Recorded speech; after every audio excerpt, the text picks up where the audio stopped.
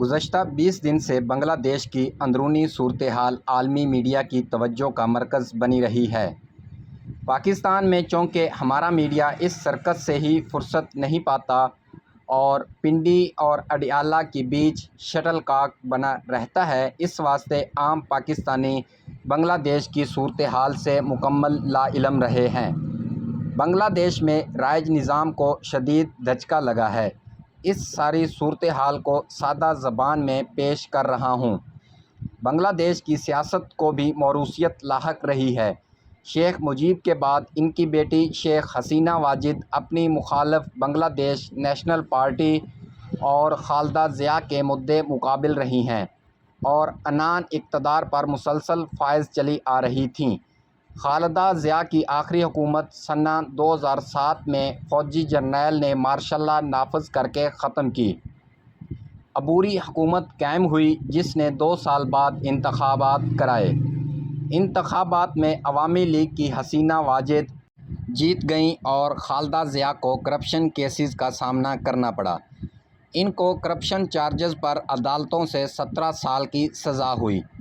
خالدہ ضیاء کو سنہ 2019 میں طبی بنیادوں پر 6 ماہ کے لیے جیل سے باہر اپنے گھر پر سزا کاٹنے کی سہولت دی گئی اور تب سے اب تک وہ 6 ماہ کا پیریڈ 6 بار دیا جا چکا ہے۔ خالدہ ضیاء اپنے گھر پر نظر بند ہیں۔ شیخ حسینہ واجد نے سنہ 2009 سے اقتدار سنبھالنے کے بعد آج تک مسلسل اقتدار پایا ہے۔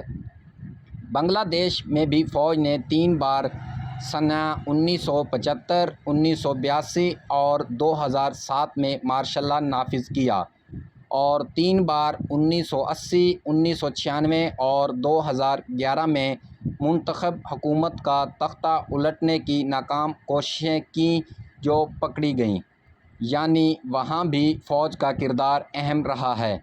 حسینہ واجد نے بنگالی نظام کو معاشی بنیادوں پر قدرے مضبوط بنایا اور وہیں فوجی جرنیلوں کو بھی مراعات سے نوازا تاکہ اقتدار شاد باد رہ پائے۔ اسی دوران سرکاری ملازمین کی تنخواہوں میں بھی کافی اضافہ کیا گیا۔ بنگلہ دیش میں سرکاری نوکری کی تنخواہ زیادہ ہوتی ہے، اس واسطے ان نوکریوں کی اپنی خاص اہمیت ہے، لیکن ان نوکریوں کا 1/3 حصہ کوٹا سسٹم کے تحت مخصوص حلقوں کو بیوروکریسی، فوجی خاندان، ریٹائرڈ افسران کے بچوں کو دے دیے جاتے ہیں اور 1/3 حصہ ان خاندانوں کے واسطے رکھا گیا ہے جن کو بنگلہ دیشی ریاست آزادی کی جنگ کا ہیرو مانتی ہے۔ باقی بچی آدھی نوکریوں پر سفارش اور رشوت کا بازار گرم ہو جاتا ہے۔ پچھلے چند سالوں سے عوام الناس میں ان نوکریوں کی بندرباٹ کو لے کر غصہ پلتا رہا ہے۔ لوگوں کی اکثریت کا ماننا ہے کہ نوکریوں کا یہ نظام متعصبانہ ہے اور میرٹ کے سراسر خلاف ہے، لہٰذا یہ کوٹا سسٹمز ختم کر کے اوپن میرٹ پر نوکریاں دی جائیں۔ آج سے ٹھیک 15 دن قبل طلبہ تنظیموں نے اس سلسلے میں اپنے 9 نکاتی مطالبات اٹھائے اور احتجاج شروع کیا۔ طلبہ ریلی پر لاٹھی چارج کیا گیا، آنسو گیس کا استعمال ہوا جس سے اموات واقع ہوئیں۔ بنگلہ دیشی سپریم کورٹ نے امن و امان کی صورتحال کا سو موٹو نوٹس لیتے حکومت کو ان نکات پر طلبہ کے ساتھ مذاکرات کرنے کا حکم دیا۔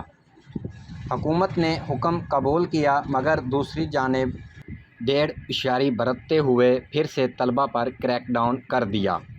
حسینہ واجد نے ٹی وی پر آ کر ایک مشتعل بیان دیا جس میں انہوں نے اپنے حقوق کا مطالبہ کرنے والے طلبہ کو سنہ 71 میں پاکستانی فوج کی مدد کرنے والے رضاکاروں سے تشبیہ دیتے ہوئے انہیں وطن دشمن قرار دے ڈالا۔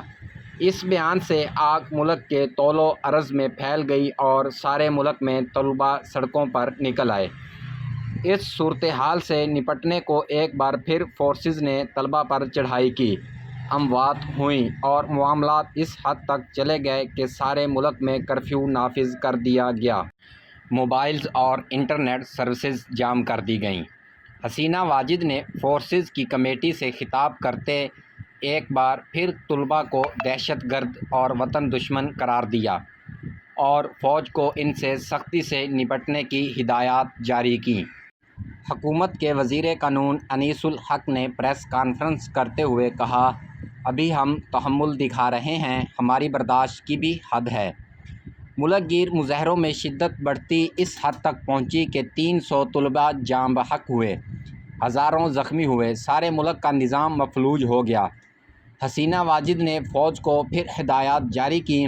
اس سے قبل کہ فوج مداخلت کرتی، بنگلہ دیشی ریٹائرڈ فوجی افسران کی تنظیم نے پریس کانفرنس کرتے ہوئے تمام حاضر سروس فوجیوں اور جرنیلوں سمیت آرمی چیف سے کوئی ایکشن نہ لینے کا مطالبہ کرتے ہوئے حکومت ٹیک اوور کرنے کا مطالبہ کر دیا، طلباء کے ساتھ دینے کا اعلان کیا۔ آرمی چیف کو موقع ملا اور پھر آج کا منظرنامہ سامنے ہے۔ چیف نے حسینہ واجد سے استعفیٰ لے لیا، ملک کا نظام فوج نے سنبھال لیا ہے۔ حسینہ واجد کو فوجی ہیلی کاپٹر میں بھارت کے شہر اگرتلہ بھیج دیا گیا ہے، جہاں وہ بھارتی ریاست کی مہمان ہوں گی۔ بنگلہ دیش میں ایک بار پھر مارشل لا نافذ کر دی گئی ہے۔ اب وہاں جمہوریت کب واپس آتی بھی ہے یا نہیں، یہ وقت بتائے گا۔ طلباء تنظیموں نے اس اقدام کا خیر مقدم کیا ہے۔ دیکھنا یہ ہوگا کہ طلباء کے مطالبات منظور ہوتے ہیں یا نہیں۔ ایک نئی طرز کی فوجی حکومت کا قیام عمل میں آتا ہے یا فوج عبوری حکومت سنبھال کر کچھ عرصے میں انتخابات کروانے کا ارادہ رکھتی ہے، ابھی اس بابت کچھ واضح نہیں ہے۔ یہ سارا منظرنامہ جانا پہچانا لگتا ہے۔ پاکستان کی بھی تاریخ کم و بیش اسی طرح کے واقعات سے بھری ہے۔ یہاں بھی جو حالات بن رہے ہیں، ان کے پیش نظر ایک ٹریگر کی ضرورت ہے اور پھر صورتحال کسی کے کنٹرول میں نہیں رہ پائے گی۔